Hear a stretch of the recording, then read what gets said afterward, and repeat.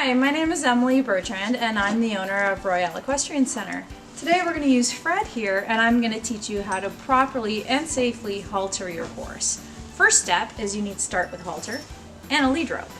You're going to take your halter and make sure you're holding it up correctly. We don't want to be holding it upside down. That'll make it tricky for putting on. So we hold it up and then we're going to take our lead rope and we're going to snap our lead rope onto the halter before we even go and put it on the horse. Makes it much easier if you're catching your horse in the field or even in the stall. So we take our lead rope, clip it onto the bottom ring of the noseband. We're going to undo the throat latch of the halter, and now we're ready to go in the stall and put the halter on. Okay, so I'm going to start by taking the lead rope, which is attached to the halter, and I'm going to put it around my horse's neck, just like this. That way, if he goes to move, I can control him. I'm then going to take my right hand and put it over his nose to steady his nose. I have the halter in my left hand. I'm holding the top of the halter, also known as the crown piece. This is the part that's going to slip over his ears and go behind his ears. I then lift it up, similar to a bridle, put it in my right hand. I'm going to put his nose through and slip it back over his ears.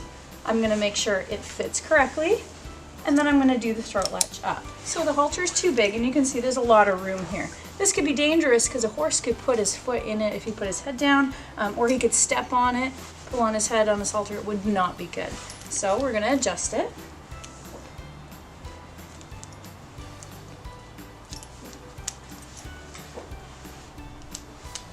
That way it's more snug. Always making sure we put it through the keepers. This part I can tuck in here. And then this looks a little loose, so I'm going to tighten the crown piece as well.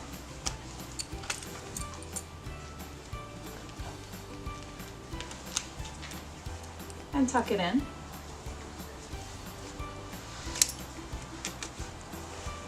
And now his halter fits properly. We want to be sure that our halter is also not too tight.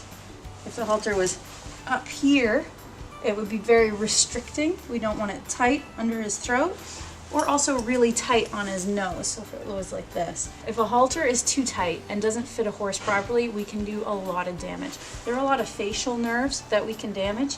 We can also give them really bad sores under the jaw, over the nose.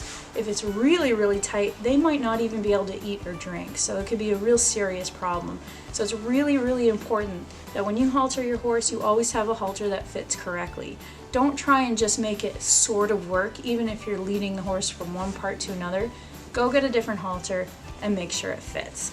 This one fits Fred really well, so we're ready to go out to the paddock.